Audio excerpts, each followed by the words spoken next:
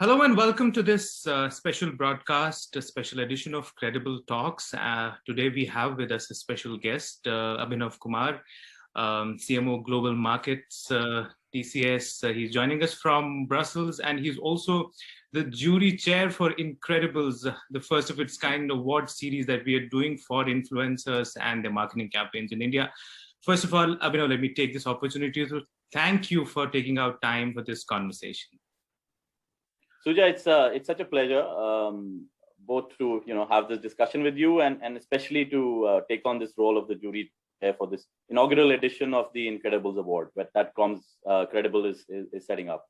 I think it's going to be an exciting series for many reasons, and it's really a pleasure to kind of kick it off today. Thank you so much. We are also very thrilled to have you on board.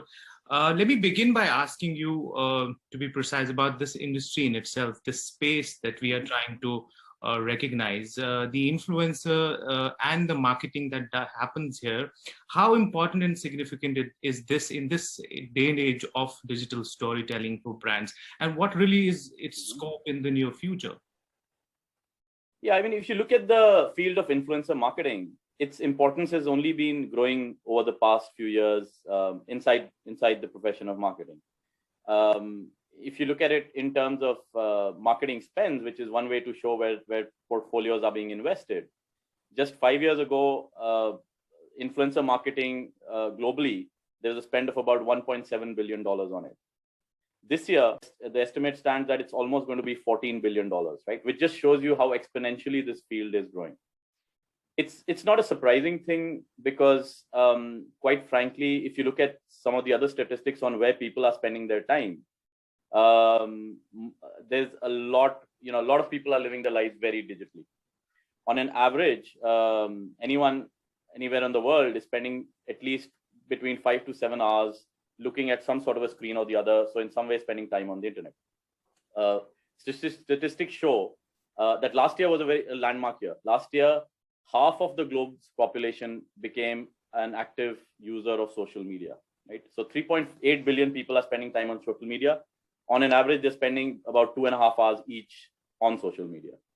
What are they consuming on social media? I mean, why do they go there, right? It's to network, it's to educate themselves, it's to entertain themselves. And I think in each of these fields, they're looking for at point expert advice, whether it's advice on fitness, which has become important over the last year and a half with the pandemic, right? So you're looking at yoga instructors, you're looking at fitness instructors and things like that. If it's to entertain yourself, then, depending on what catches your fancy, you're going into a certain space. In the business side, again, a lot of people, and that's important to us as an industry as well. A lot of business executives are spending time on social media to educate themselves and to learn about what's happening. And who do they go to advice? Whoever is the expert in that field, right? If you are in the, let's say in the hospitality industry and you want to know how are things going to pan out, when are airlines going to start operating, when will the tourist flow start, etc. You are following certain influencers, whether they are government regulators who set the regulations here or industry experts who are, opining on how the future is going to look like. Right. So surely from that point of view, I think, if I may put it this way, the influence of influencers is only growing. Right. And for marketers, they become a very important channel as well to promote their own products and services to these audiences, which are very loyal to these influencers. Right. And how do you see the space in India, the work that is being done in India? Do you see there is, a requirement of scaling up? I think India, in one sense, is on a lot of these fronts, India is ahead of the curve, right? In India, if you look at it, even 10, 20, 30 years ago, from a marketing point of view, things like celebrity endorsements, right, or having brand ambassadors was a regular feature. Any kind of cola drink or fast-moving consumer product and all typically had a brand ambassador who's talking about the product. Now, the thing is, at that time, it used to be pretty fickle, right? In the sense, you would see an advertisement and you have a big Bollywood actor saying, I use this fountain pen or whatever. I eat these particular brand of noodles or whatever it is, right? That sort of remains important because the importance of endorsement is very key in the Indian market. Right. But it's become far more sophisticated than, this person consumes this product, right? It's a lot more about, it's more experiential, it's more about the story, it's about going deeper. And I think the other thing with influencers is it brings about a lot of authenticity. I remember in India we used to always joke about the fact, and I won't take names, but if you look at certain actors, they would endorse 120 products, right? And you would say, like, surely this person doesn't use any of these, right? The thing with influencer marketing is a lot of the influencers are taking very real choices. They say no to many products and brands who come to them for endorsements. I don't know the statistics of it, but I understand it's a 30% decline rate by influencers, because for them, their entire identity and their business is based on credibility with their audiences. Right. So when they're endorsing a product, they're doing it with a genuine belief in the value and the functionality of that product. Right. Which makes also that endorsement so much more powerful, because the people who are looking at it know that, okay, this person actually has tried it or uses this stuff every day, and therefore, it's a good thing, and maybe I should try it out. Right. We've been through this, or rather still going through a pandemic. Last 2 years have been difficult for everyone, including the corporate world. It's going to be very interesting to know from you what you've been doing, what you've been up to as a brand, because TCS is a technology company and one of the finest in the world. How has this period been for you? Yeah, it's I think the last year and a half has been tough for everyone, right? And I think our hearts go out to everyone who has suffered losses of near and dear ones in this period, or faced hardship of any kind, whether it's economic, whether it's mental health. There's so many things that people have had to endure. It's been tough anywhere in the world, across the world, right? Now, particular to our industry, when the pandemic came on, it of course it was a challenge, because we had to take our entire global workforce. We have about 500,000 people, 5 lakh people who work at TCS. So we had to make sure, and today still, most of them, almost all of them, are working out of home. So we had to take our whole workforce and create a model by which they were working productively from their homes and manage that disruptions. Our first and foremost priority always was the welfare of our employees. Right? Are they safe? Are they fine? A lot of our people travel for work, because they work in all over the world. They travel to meet customers. So we had to make sure they safely got back to their home centers and other things. But at the same time, I think we were also very aware of a much larger responsibility that all of us had. And that is that amongst our clients, we have about 1,000 customers worldwide. A whole bunch of our clients are very essential businesses. So they're banks, they're utility and power companies, they're hospital and healthcare, public sector, and all of that. Now, all of these services needed to remain open for the world to function during this period. Yes. So, my colleagues had to not only manage the disruption to themselves, but make sure that our clients were getting all the service they get from us to keep themselves operational. And as you know very well, Shuja, at this time, technology played such a central role. Right. Every business, every school, every community has stayed functional to the degree we've been able to, because of the underlying technology we have to do financial transactions, to buy things which can be delivered to your house, to study in businesses, to engage using whatever Team and Zoom and other tools and things like that. Had this pandemic come 25 years ago, before the internet, it would be a very different scenario in the world. Right? Absolutely. So I think technology has played such an important role. We are very, very, very aware of our responsibility here. And on that front, I think I cannot be prouder of what my colleagues have done in providing this vital service and allowing the world to function. Absolutely. At the same time, I think what's important is contributing to the larger challenges in community. So at a group level, at a Tata Group level, we made sizable donations towards all the relief efforts on COVID. And at the same time, each of the businesses in the Tata Group has done whatever they could to be useful at these times. Just to give 1 or 2 examples, Taj Hotels opened up the doors of their hotels to medical professionals, so they have a place to stay, especially when they're moving from city to city, to provide help during surges. Right. Some of our manufacturing-oriented businesses, that's Tata Motors and Steel and others, have been manufacturing personal protective equipment or ventilators and things like that to be useful at these times. So you pivoted part of your business away to be useful to the society in general. Right. And more recently, Shuja, one of the things we've driven is a vaccination drive for our employees in India. Okay. Because a large part of our employee base, more than 70% of our employees are based in India. And so we opened up all these vaccination center inside many of our facilities to allow the employees and their family members, as well as partners and our larger ecosystem to come and get vaccinated. Right. So yes, there's a lot going on. The business continues as is. I think we are only proud of not only dealing with all of these things, but the fact that we were able to provide value to our customers and they're rewarding us with continuing business. We're seeing good momentum and growth on the business side too. Wonderful. This also wants me to ask you, you're a communications leader and a marketing leader at your company. So through the pandemic, how were you telling the story of your brand? I mean, what are the new things that you tried to do so that the storytelling happens despite everything being shut? Yeah, I think when you look at it from the marketing and communications point of view, I think the role of communications became more important than ever, right? On the marketing side, there's significant disruption to us because a large part of the effort we make as a B2B business is we engage with our customers and our prospects in a very experiential and a physical way. We do something like between 400 to 500 events in a year, right? And these range from participating in trade shows. It could be things like Mobile World Congress or NRF, the retail event in the US and things like that, to our own events. We organize big customer events with something called the TCS Summit, the TCS Innovation Forum, and also our presence in many of the world's leading platforms, whether it's the World Economic Forum at Davos and things like that, right?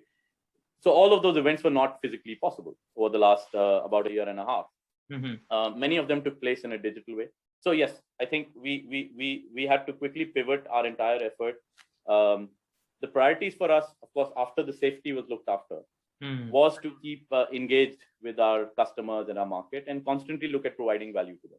Right. Now, part of the value provided to them, of course, the services we are providing is fine, but I think part of the value which many of our customers were and continue to look for is to know what's going on, right? What is everyone else doing in this industry? What's a new practice? Because all of them are undergoing the same challenge of how do I change my business? How do I change my services? How do I become relevant at this time? Right. Right. So we enabled a lot of digital forums which allowed our customers to share practices with each other, to share concerns with each other, and all of that. And we continue to do so. We are doing something like 140 to 150 digital events every quarter right now. Okay. So we're staying connected with our community. On the communications part, I think the storytelling has continued unabated, and in fact, stronger than ever. It was important for us. Our communication teams have been working overtime, using every channel, media relations, social media, and all of that, to continue to tell the story of the company, and more importantly, our customers. Okay. A large part of the storytelling we do is actually talking about what our customers are doing in transforming their own businesses. Right. In fact, our communications team in Europe last year won the Gartner Award for Communications for the storytelling campaign they drove, in which they told these stories using video, which is the most compelling mechanism we have. But from the point of view of customers. So often it would be the customer CEO, the chief information officer, and there's a team which would go out and shoot their premises. So if it's an airline company, you'd show their product and other things. Including during the pandemic, we've safely managed to continue this video production, and a lot of those stories are coming out. And I think people are spending more time online. They're consuming more content. Having said that, that's also, while it's an opportunity, it's also a challenge for anyone in the communications profession. Right. Because there's so much content out there, right? It's not only the large companies which are producing great content who traditionally have, but maybe even the restaurant down the street. Right. Finds the only way they can engage is digitally, and they're doing webinars, and they're looking to engage their customers in a different way. So there's a lot of content, a lot of saturation out there. So right. The need for the quality of your content being important, being great, is more important than ever to capture that interest. Okay. And I think from that point of view, I'm also looking forward to the entries which are going to come in this Incredibles award series, because especially this year more than ever, while for influencers there's been an opportunity, there's also a challenge, right? Just to give an example, if you're someone who's an influencer in the health space, and you have a community, that's great. Right. But last year, guess what? All the gyms around the world shut down. Right. So what have gym instructors across the world been doing? They've all become influencers in their own right? They're running virtual yoga, they're running virtual one-on-one fitness sessions, they're coming out and they've created YouTube channels and all of those things. True. So suddenly your competition has gone way up, right? Almost everyone is getting in this space. So it'll be interesting to see whoever gets awarded this year, their performance would most likely have been really, really exceptional compared to previous years as well. Absolutely. Coming back to that subject, a lot of awards are taking place in the corporate world, and rightly so. We need to recognize the good practices that are happening, and that perhaps the only way how we can ensure better practices happen in the future. But there have also been concerns about quality, about trust, about credibility. You, I'm sure, have been on the panel on many juries, and that too globally. What are your thoughts on that? Yeah, but as I was saying earlier, I think there is a saturation of a lot of digital content, digital events, a lot of amplification on social media and all of that, right? And the quality thing it's not a new thing, right? I think as always, any channel you look at, right? Even if you looked at advertising in the past, right, 90% of ads tend to be not that great. 8% or maybe 9% tend to be very good, and 1% are truly exceptional. I think anyway you cut it, that remains the game. Now the thing is, there's so much more competing for the attention of your audiences, right? It's so if you're let's say a technology company like us, and for us the interest is to capture as much of the attention and the mind share of our audiences who are business executives across the world. Sure, we're competing with other companies who are in the same business, but we are also competing maybe with Netflix, right? Or with whatever else they're consuming online. Right. We are competing with the 12 or 13 Teams meetings or which they're doing at work, right? I think a lot of people I talk to, one of the reasons why there's also a challenge with doing digital events is since everyone is operating on a digital way, most business executives are doing 12, 14, 15 sessions in a day online like this. Right. So the last thing they want to do is participate in another digital event. Right. So in order to compel them to participate in it, that event, its content, the speakers on it, the experience of it needs to be phenomenal. Right. So in a sense, that challenge is so much more. Absolutely. And yes, you in award series and other things, I think you're seeing that the entries which are winning, the quality of effort which they're putting in is greatly significant, right? Absolutely. And I think the other trend which is important is that many of the entries have shown how the work they've done has had a material impact on their business. Right. What's the return they've got to their business? I think a lot of people have become marketing departments, communication departments have had to, and they've become better at capturing the value which they're providing and also telling that story about what is the value that they bring to the table. So that's right. We at the Incredibles are trying to focus on that aspect, and the quality is paramount. We want to make sure that everything that comes out on everyone that every entry that comes in is going through that process so that we get the best. And that's why we've also tried to bring in the best. You are chairing a jury from across the globe. I think this is for the first time also in India that something like that is happening. I want to understand from you your thoughts on being the pivot, the center stage of this jury, which we are calling global in every sense, so to speak. So Shuja, now you're putting pressure on all the people who are going to be putting in entries here. But yes, I mean, it's an exceptional jury we have this year. So in addition to me, there are 15 people on the jury here. I mean, and it's a very, very global and a very accomplished set of people coming from all parts of the world. All of them are accomplished communications or marketing senior leaders from the US, from Latin America, from the Middle East, from Europe, from Singapore, literally all over the world. So it's a very global jury, right? The awards is India centric.